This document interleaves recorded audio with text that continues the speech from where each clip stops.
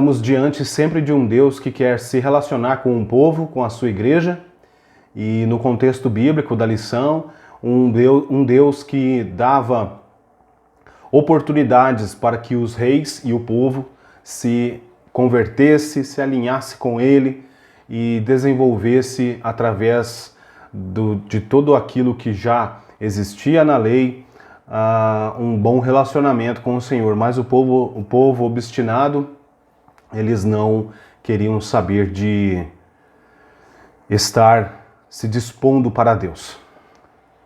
A paz do Senhor a você, você que chega por aqui no canal, peço que se inscreva, né? Ative o sininho e deixe aí o seu like, tá bom? Isso vai contribuir bastante aí para o canal e esse vídeo pode chegar aí a mais pessoas, tá certo? Então, se você tá gostando do conteúdo, contribua, coopere comigo aí, amém? Com certeza Deus o abençoará. Meus irmãos, texto áureo para a nossa lição de hoje. Então caiu o fogo do Senhor e consumiu o holocausto, e a lenha e as pedras, e o pó, e ainda lambeu a água que estava no rego. 1 Reis 18:38. E a nossa verdade prática na revista está: o Senhor sustenta com forte mão todos os que estão dispostos a proclamar a verdade de que Ele é o único Deus digno de adoração.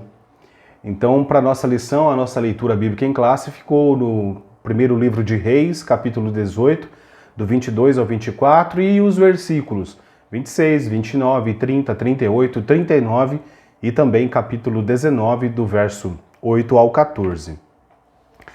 Então, nessa lição, nós vamos falar aqui de Elias, vamos falar aqui dos profetas de Baal, vamos falar do desafio que foi lançado, né?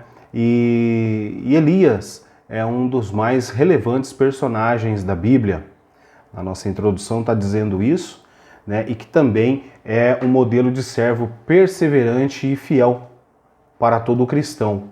Nós precisamos aprender com o maior mestre, que é Jesus. Jesus é o mestre por excelência. Jesus é o maior ensinador de todos os tempos. Mas nós também temos as outras referências, sim, menores, porque trata-se de servos, de homens como eu e você, né? Mas assim, o autor e a Bíblia deixa isso claro para nós, que nós temos referências bíblicas de personagens bíblicos que foram importantes no decorrer da história, no seu momento, no seu contexto social.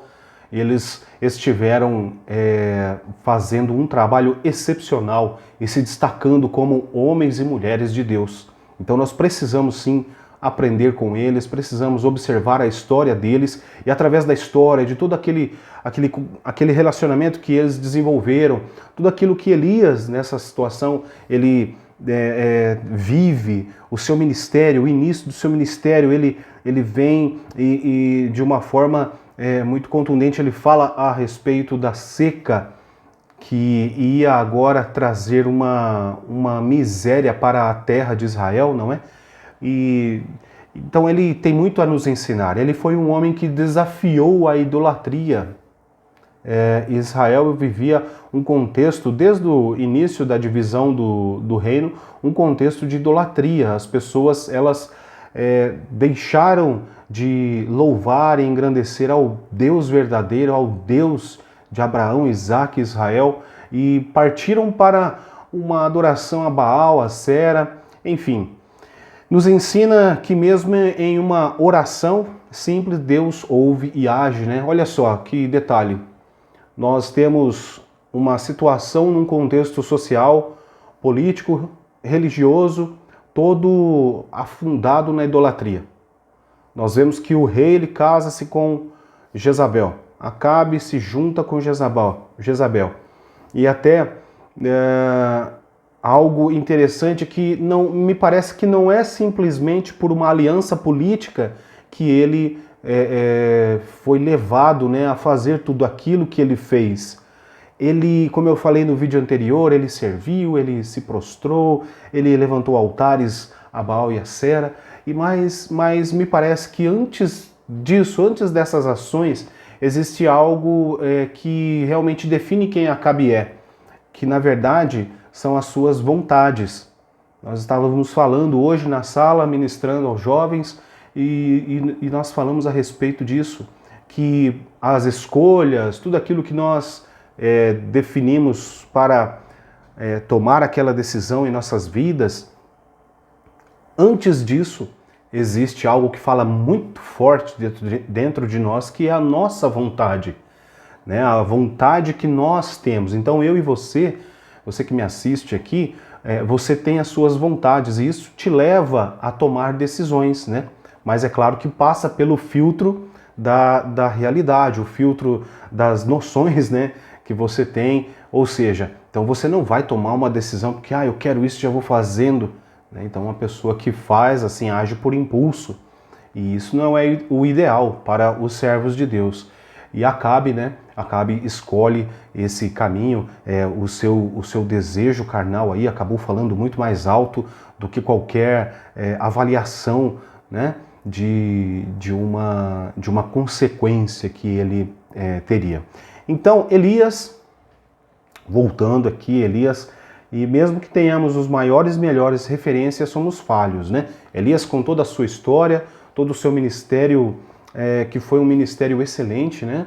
Vamos dizer que ele fez tudo aquilo que Deus colocou para que ele fizesse, tudo aquilo que a tratativa de Deus para o rei Acabe, tudo aquilo que Elias fez foi porque Deus mandou, Deus direcionou o seu ministério, né? E nós não vemos nós vemos sim ele depois desejando a morte. Existe até essa passagem bíblica que nos informa isso, mas nós não vemos ele ponderando uma vontade de Deus, uma ordem de Deus, algo que Deus disse faça e ele disse não. Ele sempre fez aquilo que Deus quis que ele fizesse, porque o que tinha que prevalecer e o que tem que prevalecer na vida de um profeta de Deus é a vontade do Senhor. Se não prevalecer a vontade do Senhor na vida do profeta, ele não vai ser um profeta de Deus, não é verdade? Bom, irmãos, nesta lição nós vamos falar aqui, passar por 3 capítulos. O primeiro é o desafio no Monte Carmelo, que vai ter os pontos, né? O zelo de Elias o pôs diante de um confronto, o problema de não saber a quem adorar e o desafio do fogo. No capítulo 2, nós temos a oração de Elias, né? Os preparativos de Elias, uma oração confiante, a revista nos leva a esse pensamento, e a misericórdia de Deus. E no capítulo 3, Elias em Horebe, onde ele tem aí, né, essa questão com o Senhor e ele fala com Deus e ele tem aquele sentimento, vamos dizer, negativo para a sua própria vida, mas é isso que nós vamos falar então, né? Então os feitos e a exaustão do profeta, né, no capítulo 3, o pedido para morrer e a resposta de Deus, tá certo? Então, o desafio do Monte Carmelo, né, o zelo de Elias o pôs diante de um confronto. Olha só, então não havia liderança por parte do rei de Israel. Já disse aqui, comentei a respeito de Acabe, da sua vontade em fazer realmente o mal, não seguir os caminhos do Senhor, né, deixou com que Israel não tivesse agora uma liderança espiritual. Israel ficou à mercê da sua vontade, do seu bel prazer, enfim, tudo aquilo que as nações vizinhas faziam como adoração aos seus deuses, Israel também estava fazendo. Nós temos Jezabel, a referência da adoração era Jezabel, e quem ela adorava? Baal.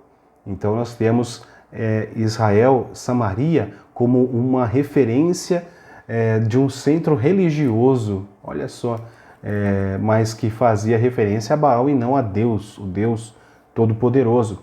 Então o povo estava mergulhado na idolatria, né? E o zelo de Elias pôs diante de um confronto.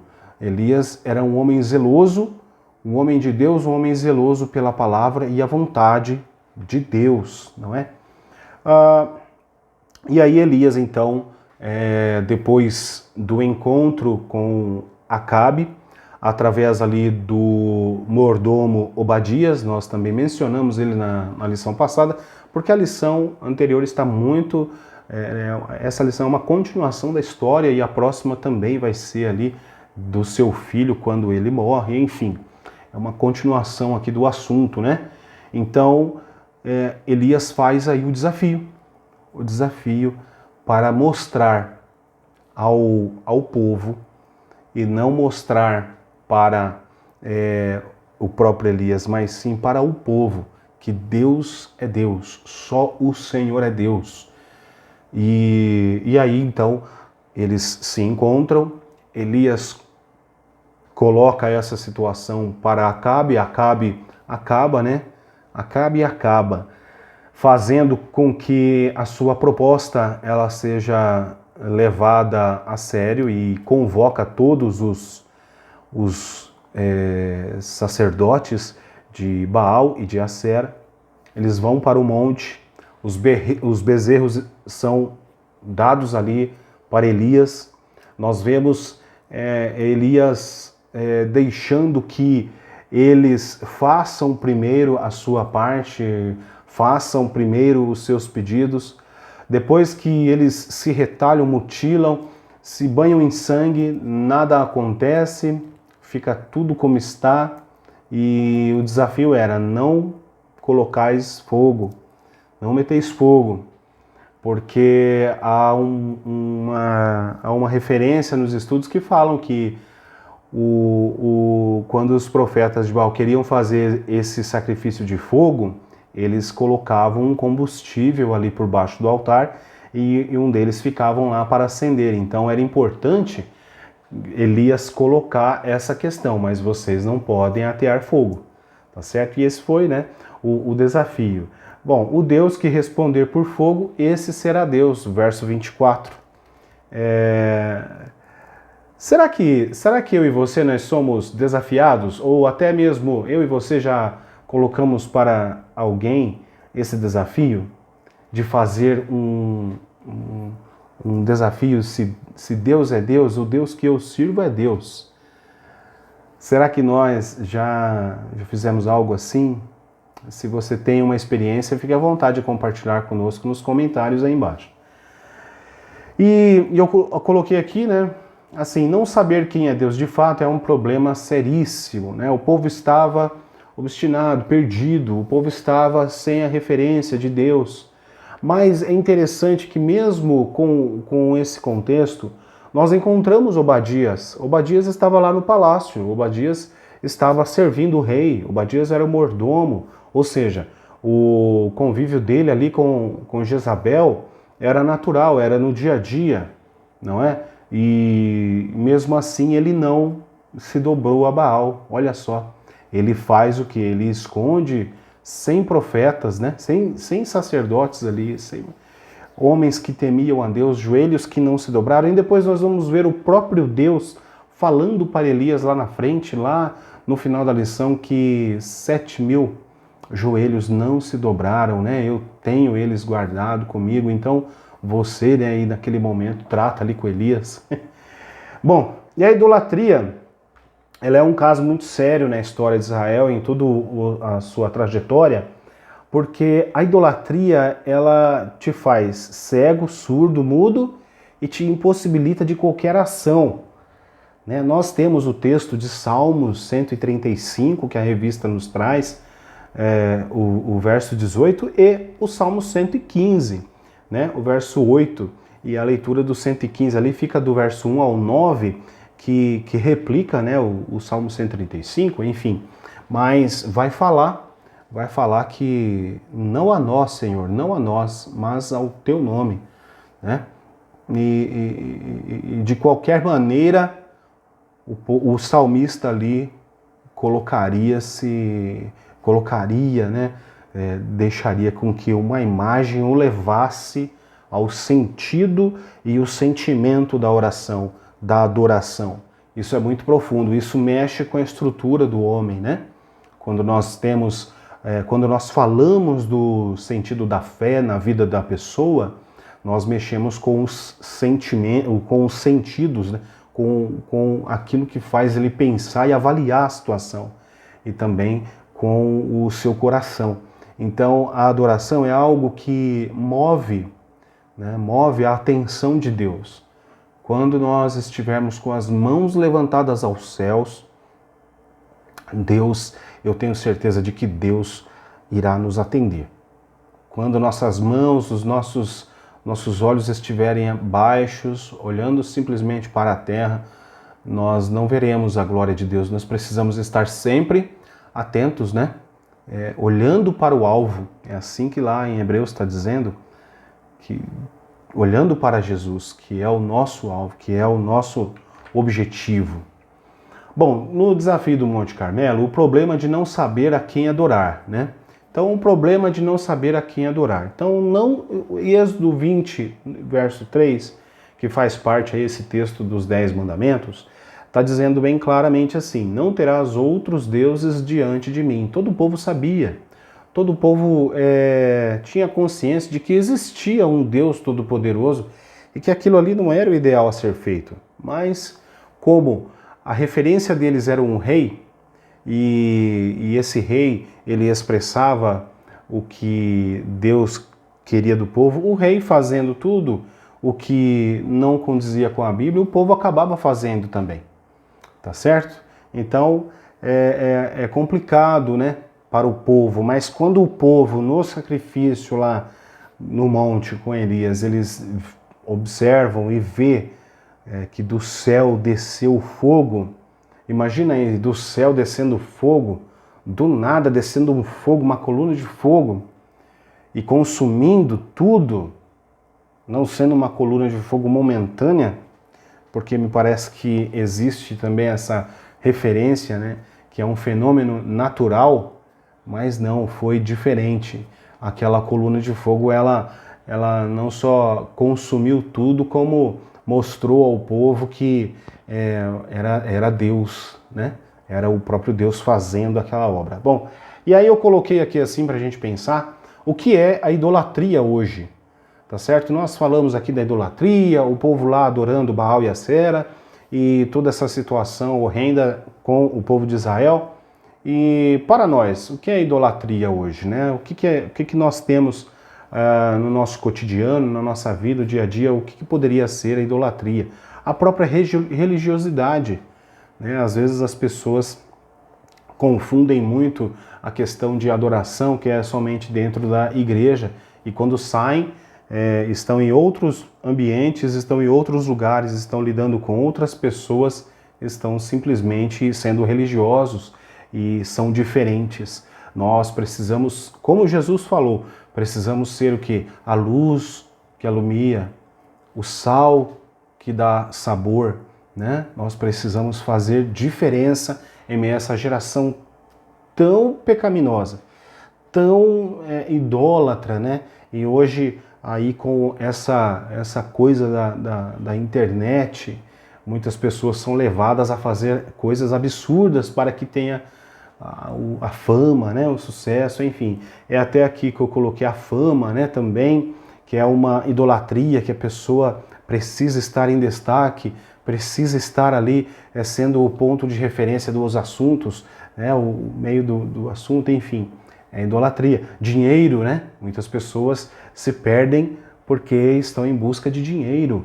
É uma idolatria também. A aparência física, muitas pessoas estão aí. É tanto que no YouTube, né, nós sabemos que o grande nicho, um dos maiores nichos do YouTube é a questão de maquiagem.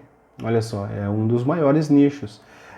Então a aparência física, ela é quase que uma idolatria. A pessoa tem que estar, né, da melhor maneira, tanto para o homem quanto para a mulher, tá? Isso não é porque eu falei aqui maquiagem, enfim, mas não tem nada disso não. O homem também, né? Quando nós olhamos para a área do fisiculturismo, nós vemos que há uma vaidade muito grande quanto a isso. E isso é pecado? Não, a questão não é essa. A questão é inverter os valores, né? Trazer aquilo, colocar aquilo como algo superior sobre a sua vida. Tudo deve de estar apontado a isso. E é justamente isso que Deus quer que nós façamos, que a nossa vida, o nosso intelecto esteja voltado às coisas do Senhor e não voltado às outras coisas. Que o nosso ponto de adoração, que o nosso ponto de prestar um culto e se dedicar seja o quê? Nas coisas dele e não nas coisas vis, nas coisas banais que o mundo tem por aí afora a oferecer a todos, né? Então nós precisamos ser vigilantes, vigiai e orai. E o poder e influência também coloquei aqui como uma idolatria hoje, né? E aí eu quero remeter aqui às palavras de Jesus. Jesus está em todas as páginas da Bíblia. Na verdade, eu li um comentário essa semana dizendo que nós estamos falando muito dos profetas e não falamos de Jesus, não falamos dos evangelhos. E aí eu faço questão então de colocar aqui para a gente meditar o quê? Que Jesus disse em Mateus, né? No capítulo 6, do versículo 24, ele diz assim: ninguém pode servir a dois senhores, porque ou há de odiar um e amar o outro, ou se dedicará a um e desprezará o outro. Não podeis servir a Deus e a Mamon, tá certo? Então fica aí essa reflexão para nós aí. No Desafio do Fogo, a revista traz o seguinte texto: os que andam com Deus não precisam desafiá-lo para testarem sua lealdade e seu amor. A revista está dizendo assim. Eu achei interessante destacar essa frase, essa colocação, porque no Desafio do Fogo, para quem que é esse desafio? Né? Existia ali várias pessoas. Existia o rei, estava ali, né, naquele momento, os profetas de Aserá, Baal, os profetas de Baal estavam ali, todos ali. E é interessante que Elias fala, olha, eu quero que todos, né, ou seja, ele dá um número, que os 450 profetas de Baal e os 400 profetas de Asera estejam aqui. Eu quero todos eles aqui. Tá? E aí também, ó, convoque todo o povo daquela região ali foi. E na verdade nós temos uma referência na história que diz, na história bíblica desse texto, que diz que o rei mandou mensageiros dizendo a todo o povo.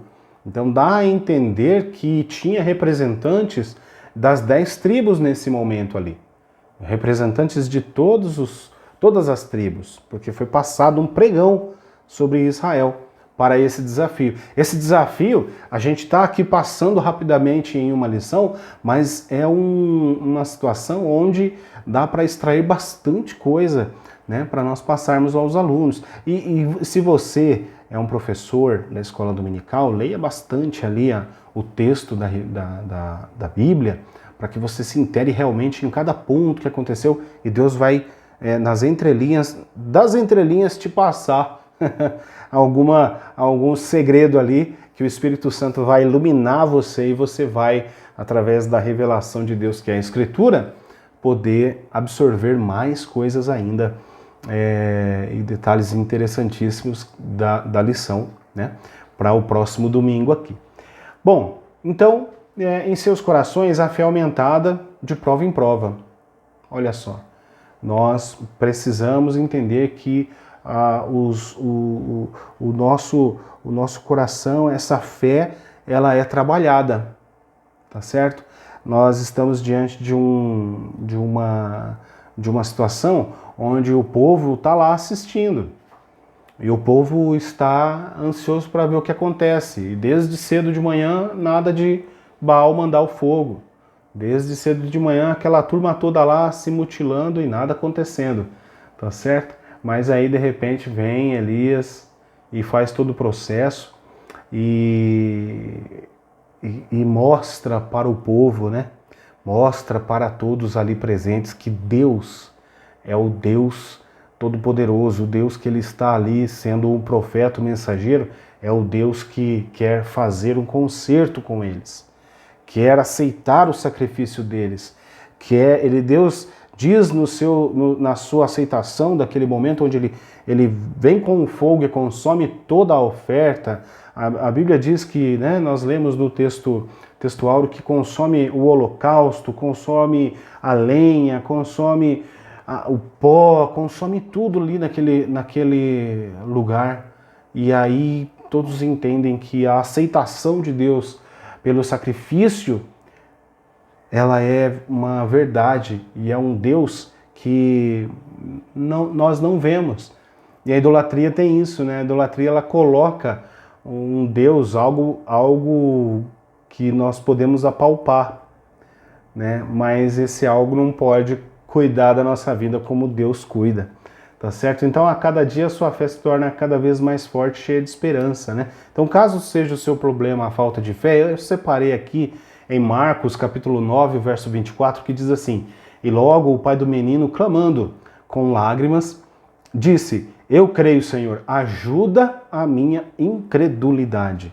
Ou seja, ele precisava que a fé dele fosse aumentada, fosse trabalhada, e isso é o que nós precisamos estar sempre prontos a dizer a Jesus, a dizer ao Senhor: Deus, trabalha na nossa vida, na nossa fé, enfim, onde você precisar, onde você vê que há uma necessidade de Deus fazer uma obra, ore ao Senhor e Ele vai fazer isso na sua vida, pode ter certeza. Sente-se do tópico 1, então. Assim como Elias confrontou os profetas de Baal diante da idolatria, os servos do Senhor devem estar dispostos a confrontar todo o tipo de pecado, tá certo? Todo tipo de pecado. Muito bem, a oração de Elias, os preparativos de Elias, né? Já estamos no capítulo 2, no ponto 1. Então, nesse ponto, eu marquei e fiz as seguintes anotações. Podemos observar que ele não usou o altar que estava lá e que foi usado pelos sacerdotes. Percebem? Existia 2 bezerros, os sacerdotes de Baal pegaram um bezerro e ele ficou com o outro. Ele aguardou o seu momento e quando chegou o meio-dia, ele disse que ia até ali e agora era a vez dele, tá certo? E quando ele foi fazer, né, o povo, foi fazer o sacrifício, né, disse ao povo e não aos sacerdotes. Observem, Deus tem uma preocupação muito grande sobre o povo, aquele povo que tem a promessa dele sobre a vida deles. Então, Elias disse ao povo e não aos sacerdotes, né? Pois o intento de fazer o desafio era mostrar ao povo que só o Senhor é Deus, só o Senhor é Deus. E daí ele diz ao povo assim: achegai-vos. Tudo que ele fala e tudo que ele expressa nesse momento, existe uma mensagem por trás disso. Achegai-vos. O momento é de se achegar a Deus. O momento é de se achegar ao Deus verdadeiro. Eu entendo dessa forma, tá? E aí ele faz o quê? Olha, achegai-vos. Se achegue para perto, chegue, vem aqui ver. Aí ele vai e repara o altar. Ele repara o altar, né? Então, o nosso altar do sacrifício e adoração a Deus precisa ser reparado, tá certo? Não estou dizendo que você está com o altar quebrado, mas ele precisa ter sempre o quê? Uma manutenção. Nós precisamos estar sempre atentos a isso, e o altar da adoração precisa estar sempre pronto para um sacrifício, para que Deus, né, possa derramar o seu fogo. Olha só, que maravilha isso. Tá? Então ele repara o altar, e de que maneira que ele repara o altar? E aí começa, né, aquela coisa de trazer 12 pedras, simbolizando todas as tribos de Israel, lembrando eles que eles estão vivendo, né, um resultado de uma arrogância, tá certo? E aí ele vem falando isso, ou seja, Deus está com as 12 tribos, eu entendo assim, você pode discordar, enfim, mas eu entendo assim. Então, simbolizando as tribos e lembrando que eles agora são 10, né? Isso mostra claramente, mas não somos 12, somos 10 tribos. Mas Deus tem a promessa sobre o seu povo e esse povo são 12 tribos. E ele pega 12 pedras e aí ele divide também o bezerro em pedaços, e eu já ouvi alguém que disse que também foi em 12 pedaços, mas enfim, não achei referência para isso. Daí ele vem lá e pede para que os cântaros sejam cheios, né? E que se derrame água sobre o sacrifício, o altar. E foram feito isso por 3 vezes, né? Onde 4 cântaros estavam em uso.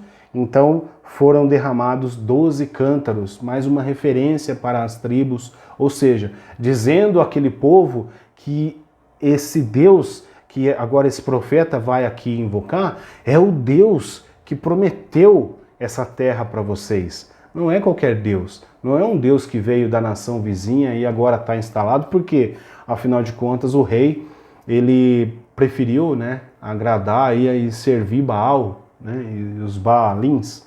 Mas enfim, então, nos preparativos vemos que Deus não perde, né, que Deus não perde a oportunidade de falar aos nossos corações.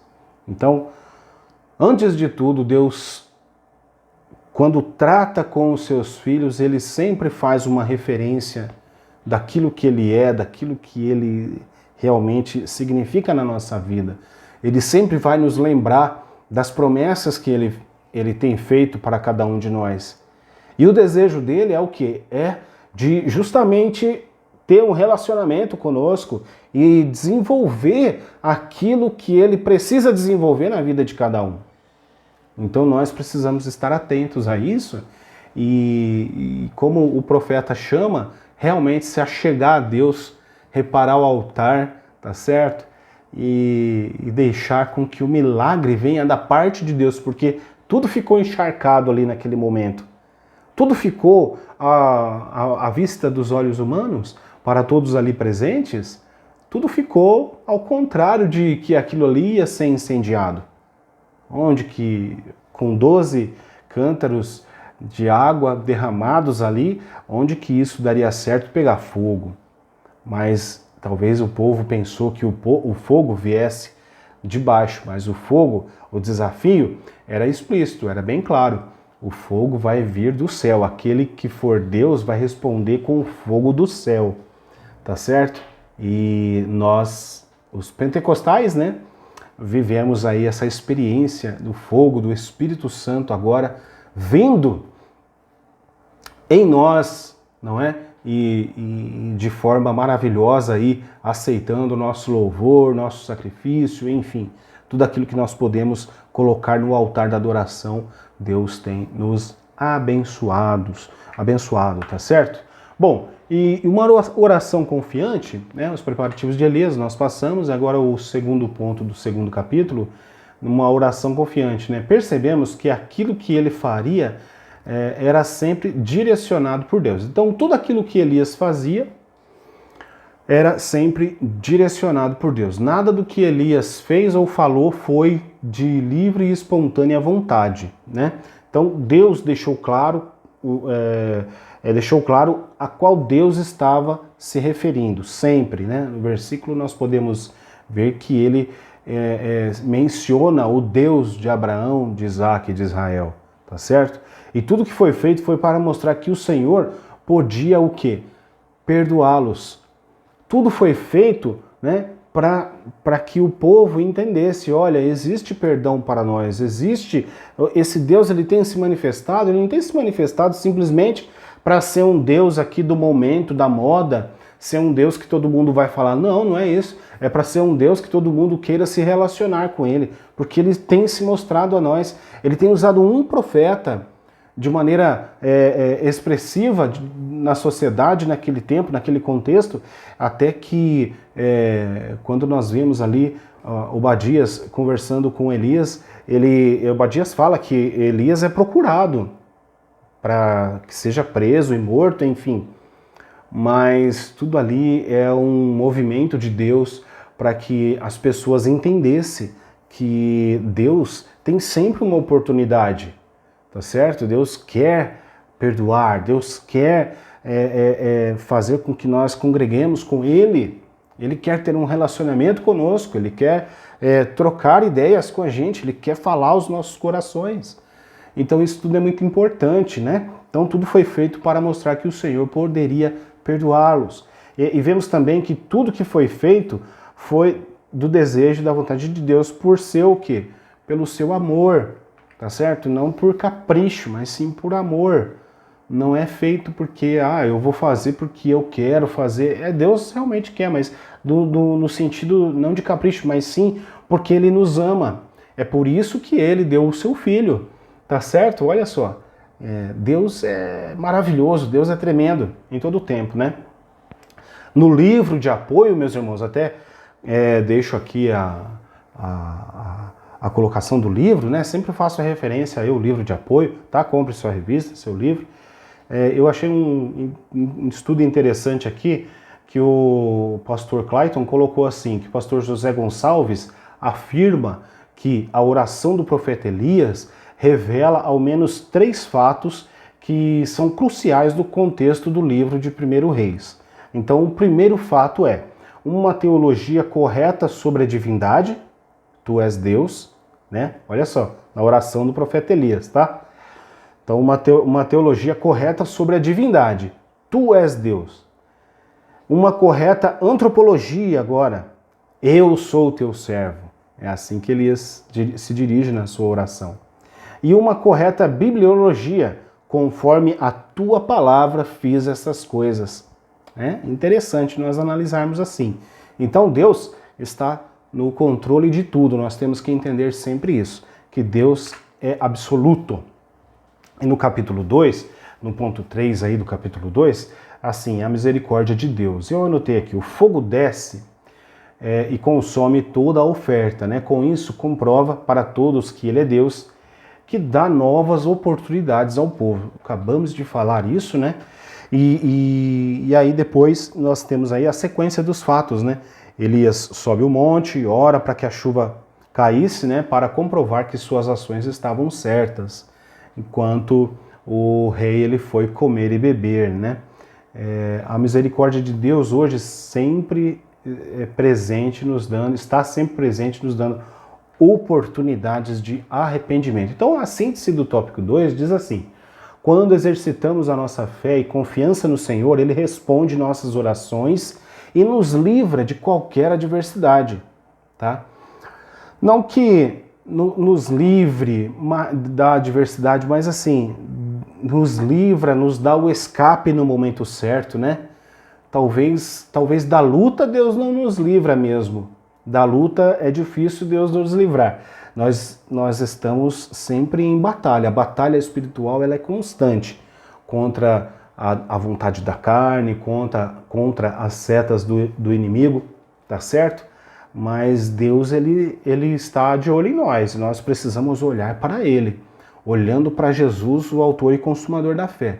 É dele que vai vir força para eu e você estarmos sempre firmes, né? Efésios 6:10, né? No capítulo 10, que vai dizer lá, fortalecei-vos no Senhor e na força do seu poder. E aí vem toda aquela lista falando a respeito da armadura, que nós precisamos estar prontos, né? Com as vestes de um guerreiro, tá certo? E essas vestes, elas são, cada item ali é comparado com algo espiritual, então nós precisamos estar atentos a isso.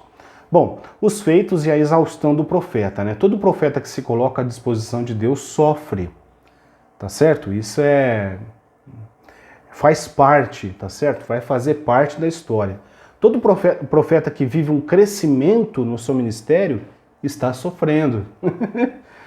Interessante, né? Então, se você vê um profeta aí de Deus crescendo o seu ministério, indo para lá e para cá e tudo, e você pode ter certeza que ele está sempre na brecha aí com Deus, está sempre no estreito, né? É interessante isso, porque Elias, quando ele profetiza que não haveria chuva, Deus direcionou ele para ir em um determinado local, onde ele iria ser alimentado por corvos, né? E 2 vezes por dia, com pão e carne, e bebia a água do ribeiro. Quando seca a água do ribeiro, porque ele profetizou que não haveria mais chuva, o que Deus fala para ele fazer? Sai daqui, vai para outra região, vai para a região do Sarepta. Nós já falamos disso da outra vez, né? Então, está sempre sofrendo. Mas, olha só, ele está aprendendo com Deus, aprendendo a ouvir mais Deus, e cada palavra que Deus fala, ele está buscando fazer aquilo que Deus mandou. Isso é um crescimento no ministério, tá? Porque às vezes nós vemos homens de Deus chegando a um certo nível, mas depois ele começa a falar da sua vontade, e isso é um erro. Nós vemos homens e mulheres chegando a um certo nível e de repente eles caem, seu ministério acaba ficando infrutífero. Nós não vemos um progredir. Por quê? Porque talvez está deixando de ser sensível à voz do Senhor, né? Então todo profeta que realmente é do Senhor, até o inimigo obedece sua voz, né? Elias chega e fala, eu quero que faça assim um desafio e tal. E aí lá vai Acabe mandando o pregão por todo Israel e trazendo ali, congregando os sacerdotes, né, de Aserá e Baal. Todo profeta que está crescendo diante de Deus, até o povo rebelde, se dobra diante de Deus. Olha só, que interessante, né?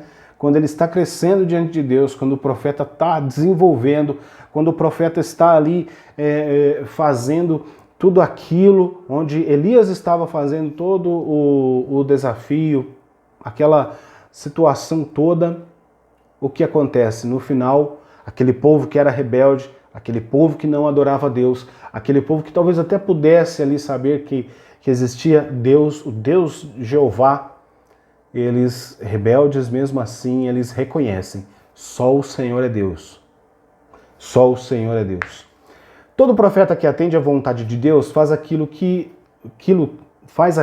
os que não entendem não fariam, né? É interessante. Então, desce correndo até Jezreel. Qual profeta que fala que agora vai fazer o sacrifício, faz o sacrifício, dá tudo certo no sacrifício, pelo menos na perspectiva, né, do profeta, agora é a hora do vamos ver então. Fez a oração e Deus confirmou. Poxa, para o profeta, que alegria, não é verdade? Que alegria. Elias, eu acredito que o coração dele se encheu de alegria, porque o povo reconheceu o alvo daquilo, foi atingido, ele não errou. Né? Ele não erra porque realmente ele está sempre atento à voz do Senhor. Mas, e aí ele faz alguma coisa que talvez outros profetas não fariam, né? No momento em que ele fala para Acabe, olha, desce que a chuva vai te pegar, vai vir uma chuva forte aí, o que ele faz? Ele sai correndo e disparado até a entrada de Jezreel, esperando que nesse momento, nesse percurso aí de quase 10 quilômetros, é uma distância grande, não é logo ali não, é uma distância longa, 10 quilômetros para você ir correndo, né? Mas por que ele faz isso, né? Ele faz isso porque era como uma opção, mais uma vez, para o rei honrar o profeta. Se o rei entrasse com Elias, acaba entrando com Elias na sua carruagem, na cidade de Jezreel, honra seria a Elias, e aí o povo veria que, olha, o Deus de Elias é Deus. Você ficou sabendo o que aconteceu no monte? Eu fiquei.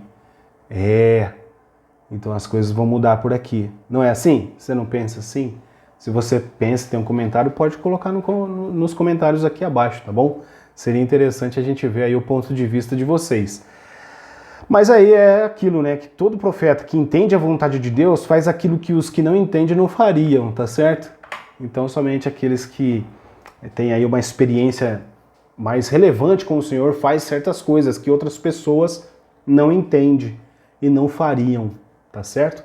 Bom, então Elias Elias em Horebe, né? O pedido para morrer, tá certo?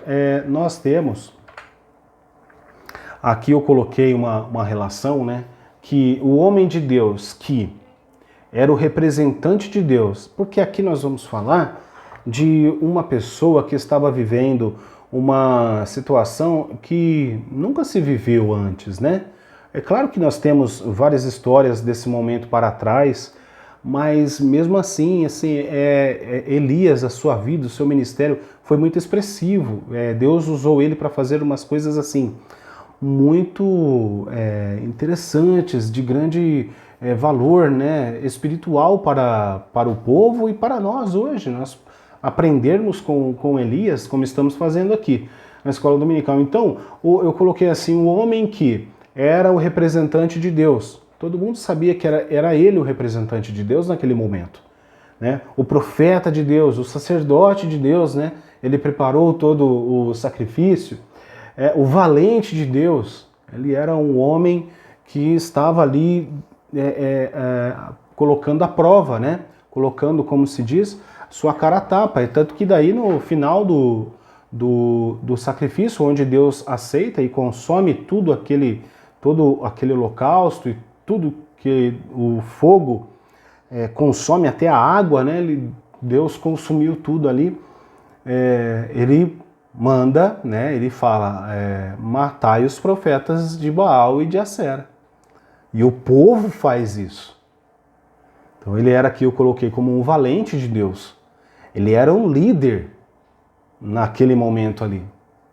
Acabe talvez viu o seu reinado aí, de repente ficou com medo de ser tomado por Elias. E talvez também por isso não deu essa honra a Elias, colocando ele na sua carruagem, né? Enfim. E foi até sustentado por um anjo. Então, um homem desse, né, mesmo fugindo para não morrer, desejou a morte no seu íntimo. Tá certo? E aí em 1 Reis 19, o 4, diz assim: ele, porém, foi ao deserto. Olha o que o versículo diz. Caminho de um dia, né? 1 quilômetro. E foi sentar-se debaixo de um zimbro, e pediu para si a morte, e disse: já basta, ó Senhor, toma agora a minha vida, pois não sou melhor do que meus pais. Puxa vida, um homem que viveu experiências maravilhosas com o Senhor, ele provou aquilo que era impossível de alguém fazer e ele conseguiu mostrar a todo o povo que Deus era Deus. Meu irmão, se tem uma coisa difícil para nós fazermos, e hoje nós temos a influência do Espírito Santo, tá certo? O que a Bíblia nos ensina?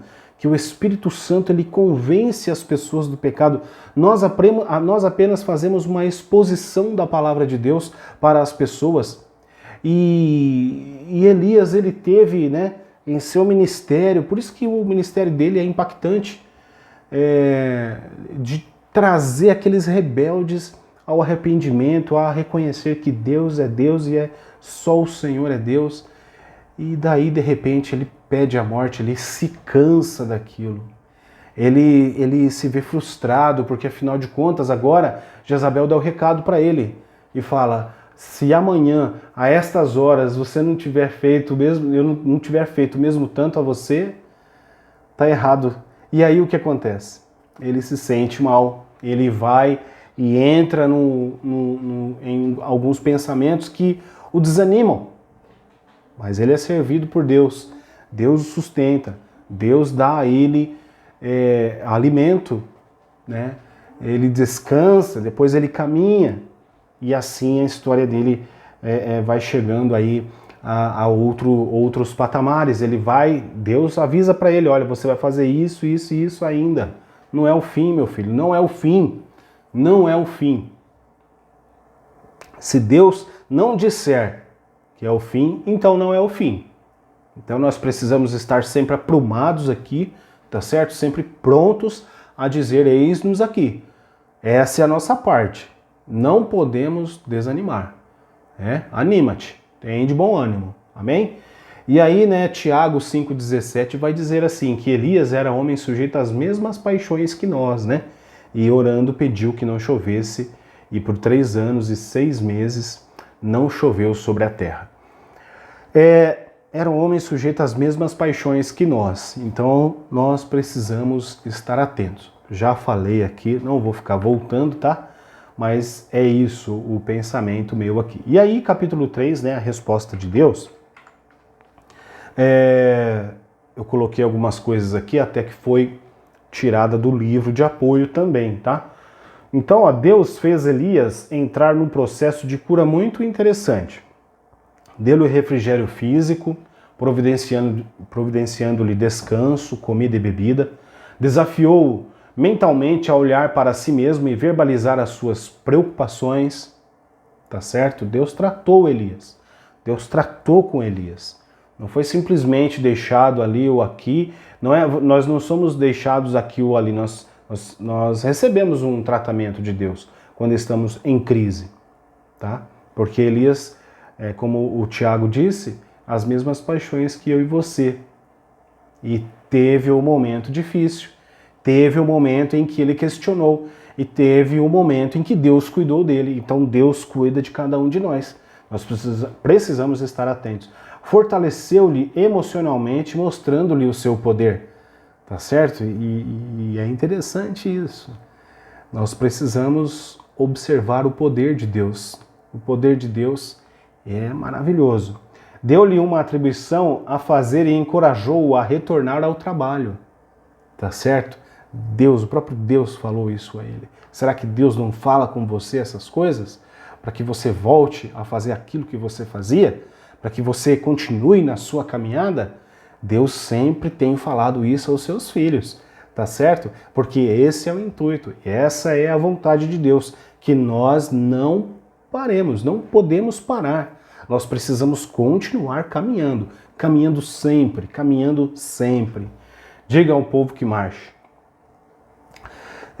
E providenciou para ele uma companhia, né, para ficar ao seu lado. Aí entrou Eliseu na história, entrou aí o ajudante, né, que era um homem digno também de estar ali junto com Elias. Eliseu é um grande homem de Deus também, né? Nós vamos estudar um pouco aí a respeito de Eliseu também. Então isso mostra que sempre e infinitamente Deus é aquele que nos acorda, alimenta, conforta por intermédio das suas palavras, que nos convida a caminhar e a prosseguir. Tá certo, meus irmãos? E aí a síntese do tópico 3 é assim: Deus compreende nossos momentos de desânimo. Olha, interessante. Nossos momentos de desânimo e fadiga, pois eles fazem parte da nossa humanidade, como eu já disse. Tá certo? Eles já fazem parte. Então nós não podemos ficar assustados pensando que é o fim quando Deus quer fazer mais. Então nós não chegamos ao fim. Eu e você estamos aqui. Você está aí assistindo, vai deixar o like aí, vai se inscrever no canal. Então não é o momento de parar, não é o momento de simplesmente parar. Nós estamos aí no pleno vigor das forças, temos a capacidade intelectual para tal, então nós precisamos nos movimentar em Deus e fazer aquilo que Deus quer que nós façamos. Nós precisamos nos esforçar, tá certo? Deus tem sempre preparado aquilo que Ele pode fazer, mas aquilo que eu e você podemos fazer, então nós precisamos fazer. Não podemos desanimar, não podemos desistir. A conclusão da lição, meus irmãos, hoje ficou assim: a vida de Elias é um grande exemplo para todo crente que fielmente serve ao Senhor. Ainda que à sua volta quase todos estejam contaminados pela idolatria e toda forma de injustiça, o cristão não pode perder o ânimo e a vontade de lutar pela causa do Senhor. Elias é exemplo do cuidado e da fidelidade de Deus quando o crente fiel decide seguir o que a palavra de Deus ensina e não aquilo que a maioria acha que está certo. Tá bom? Então, que Deus em Cristo Jesus te abençoe, abençoe você, toda a sua família, que Deus possa, o Espírito Santo possa falar mais aos seus corações através dessa lição, através de toda a história que nós estamos aqui estudando nesse trimestre da Escola Bíblica Dominical. Amém? Então, mais uma vez, fica aqui meu agradecimento de coração a você que chegou até aqui comigo, tá? E peço aí mais uma vez que se inscreva e deixe aí o seu like, tá bom? Compartilhe em suas redes que vai ser bênção. Então já, pessoal, Deus abençoe então a todos e até a próxima.